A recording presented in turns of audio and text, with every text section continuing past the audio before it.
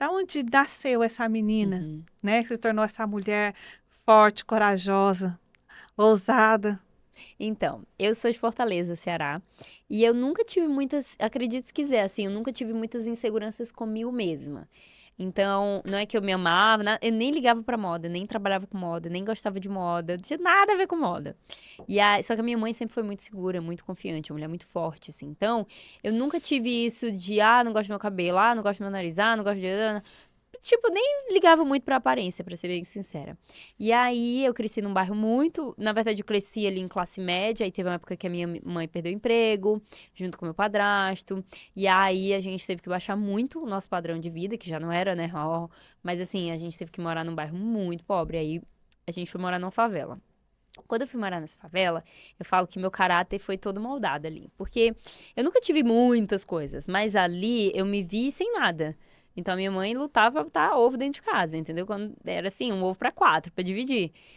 São E 4 irmãos. não, era eu, meu padrasto, meu irmão Tá. e minha mãe. E aí, essa parte foi assim, algo que me moldou muito, porque eu me sinto como Paulo, que aprendeu vivendo muito, aprendeu vivendo pouco, eu sempre viver assim em tudo, sabe? Então, foi ali que eu sinto que eu fui moldada, que meu caráter foi moldado e o meu blog surgiu ali, a minha influência surgiu ali, porque Olha. eu recebia doação de freira, de convento, né? E eu customizava, era tudo que eu tinha. Então eu cortava umas peças, eu montava uns looks nada a ver e tal. E aí eu postava. E aí a minha mãe fez um curso de corte e costura Olha. no bairro, dado pela prefeitura. Eu lembro de você falando do seu Sim, testemunho aí. sim. A minha mãe também fez um curso desse. E aí ela comprou uma máquina de costura reta só pra fazer umas blusinhas básicas. Ela começou a fazer blusinha de cotton, começou a vender. Eu trabalhava como vendedora numa loja. E nessa época eu já era uma loja de roupas, bem famosa, chama Farm. E eu não entendia nada de moda, mas ali eu tive um primeiro contato com a moda.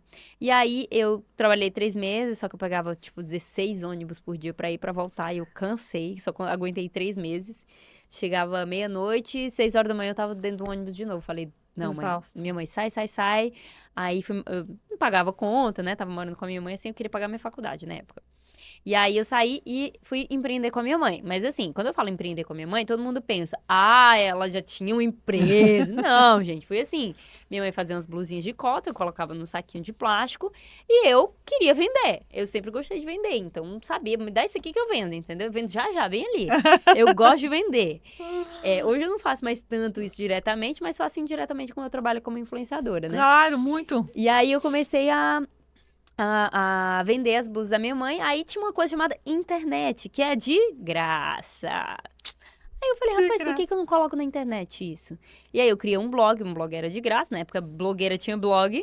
E aí foi assim que eu me tornei blogueira. Eu fui vender as blusas da minha mãe baratinha na internet. Com isso, as ideias foram começando a surgir, então eu comecei a pegar sapato de uma loja. Minha mãe era aquela pessoa, era não, é ainda aquela pessoa que, assim, eu não tenho nada a perder, então eu vou arriscar. Minha mãe sempre foi de arriscar. Aí a minha mãe pegou, começou a comprar essas coisas, tipo consignado, assim, e eu comecei a vender. Aí cinto, bolsa, montando o look completo, eu comecei a tomar gosto pela coisa. Foi quando o blog começou a andar. E aí, depois eu mudei o nome do blog, o blog levava o nome da marca, que a gente criou uma Tá. marca. E depois eu mudei o nome do blog, porque outras marcas começaram a se interessar, a perguntar, você não faz pra mim? Você não faz pra mim? Eu comecei a fazer. Aí mudei o E nome e essa foi... marca existe ainda ou não? Não, Não. não. Não, gente, empreender no ramo de roupa, fabricar. É um desafio. Ó, Deus, eu vou falar nunca mais, mas por favor, sabe, né? Quando a gente fala Sei, nunca mais, você fala, peraí, deixa eu te sei. resgatar, vamos lá ressignificar esse negócio. É, Eu amo vender, mas fabricar é muito desafiador. Do zero a peça, eu é. ia lá, comprava o zíper, comprava o aveamento, comprava o tecido. Quantos metros de tecido dá pra quantas roupas? Aí botava, infestava o tecido, cortava, fechava, mandava pra costureira. Ai, meu Deus do céu. Muito exaustivo, muito cansativo. Mas eu fui muito maldada ali, muito maldada. Então aprendi, eu sei fazer uma roupa do zero, foi aí que eu entrei na faculdade de moda. Tinha dinheiro pra pagar? Não Hum, tinha, não tinha. Minha mãe até hoje eu não sei como foi que ela pagou essa faculdade. Junto com isso, a minha mãe comprou uma câmera, também parcelada em 20 vezes. Também não sei como ela pagou, mas Deus ajuda. E aí eu comecei a fotografar tudo isso. Então a minha influência começou daí, de eu fotografar, postar, divulgar. Então sempre gostei de fazer isso. Mas eu não era cristã. Então, a minha mãe eu nasci em berço católico, mas aquela coisa assim, vou pra igreja, mas não tenho relacionamento com Deus, né? Eu sei que tem muitos católicos apaixonados por Claro. Jesus, mas eu, Vitória, não É me, o meu caso também. não me Identificado. conectava, assim. E aí, passaram-se anos, continuei empreendendo, abri loja, fechei loja, quebrei, fali. Águas correram, minha filha. Não foi sucesso assim, não. Foi falência mesmo. Fechei loja. E aí, meu blog começou a dar certo. Então, eu tinha que escolher. Ou continuaria a empreender, ou continuaria a, a Com blog. influenciar. E aí, eu decidi continuar influenciando. Por quê? Porque tava dando mais dinheiro, né? E eu gostava.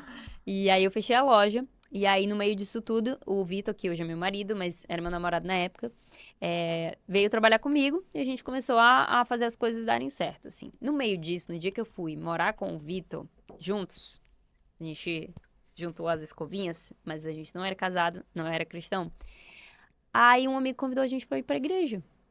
Não E é. aí a gente falou, vamos, tô com o coração grato, quero agradecer a alguém, alguma coisa, não sei o que, vamos. Nesse dia que a gente foi pra igreja, a gente aceitou Jesus.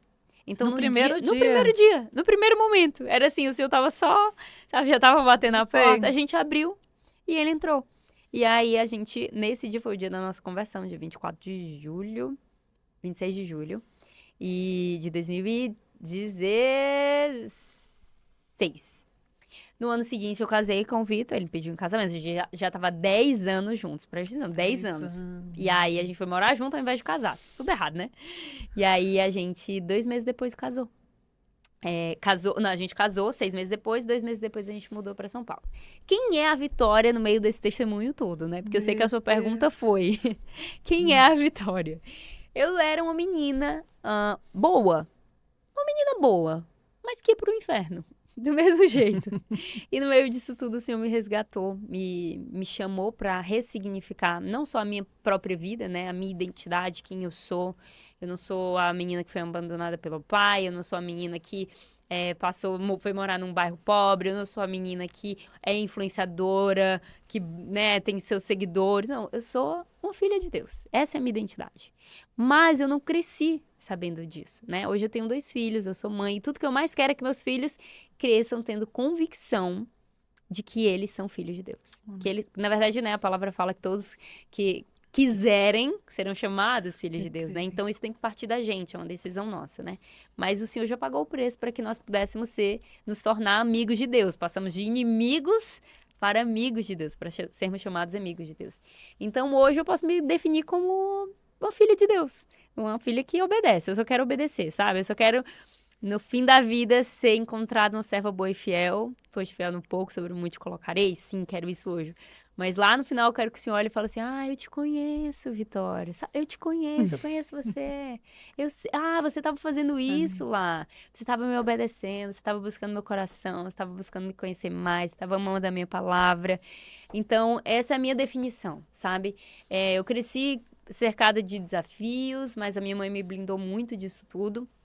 Mas no meio disso tudo, hoje, eu só quero ser uma filha Você vem de fiel. uma cultura forte, né? Raçudo, de um lugar onde o povo, eles são, olha... Que tem que se criar, né? Que tem que se criar. Isso é Eu sou muito de Fortaleza, né? importante. Então, nordestino por si só já Já sofre, carrega uma força já ali, né? apanha, mas a gente se cria. E a minha mãe me deu muito esse lugar me blindou muito, sabe? Ela não... Ela passou por muita coisa, eu nem sabia, sabe? Eu ouvi esses dias um vídeo no TikTok que a mulher falava assim, que a minha tempestade não respingue no meu filho. Nossa. Então, tipo, que ela tava andando de bicicleta, isso é real. Ela tava andando de bicicleta e tava uma tempestade. E ela tirou o filho dela assim, ó, e o filho sequinho. Meu Deus, que E aí forte. ela falou, né, que a minha tempestade não molhe o meu filho, nem uma gotinha. Então, minha mãe foi essa mulher, ela me blindou muito disso. E muito do que eu sou hoje é vendo, né, ela fazer isso. Então, eu sempre fui essa também de arriscar. Se não der certo... Ao longo da vida a gente vai perdendo um pouco isso, né? Empreender, principalmente. Se você empreende e não arrisca, isso aqui nunca ia dar certo. Nunca, Porque é não. risco todo dia. Foram vários negócios, vários não. E aí a minha mãe me blindou muito disso. Então eu sou essa mulher hoje porque a minha mãe me criou dessa forma. Minha filha, vá. Se nada der certo, você tem pra onde voltar. E eu tenho essa segurança, entendeu? De se nada der certo, eu tenho minha casa. Só que eu não caminho mais dessa forma. Muitos anos eu caminhei assim. Se nada der certo, eu tenho eu tenho isso, eu tenho isso. É importante você se Uhum. resguardar, mas Deixando a vida se levar, né? Mas não é uma boa mentalidade pra você andar, sabe? Do tipo, se nada der certo. Não, você pode ter um plano B, mas você tem que caminhar sabendo que vai dar certo. Por quê? Porque a gente caminha baseado numa palavra. Numa palavra que o Senhor nos deu. Então E é um isso que nos propósito, né, sustenta. que ele É, nos deu. exato. Ai, falei muito, né? Desculpa. Não, não falou. Tá lindo. Respondi a pergunta? Respondeu. E deixa eu te falar uma coisa. Você se enxergava dessa forma? Você imaginava?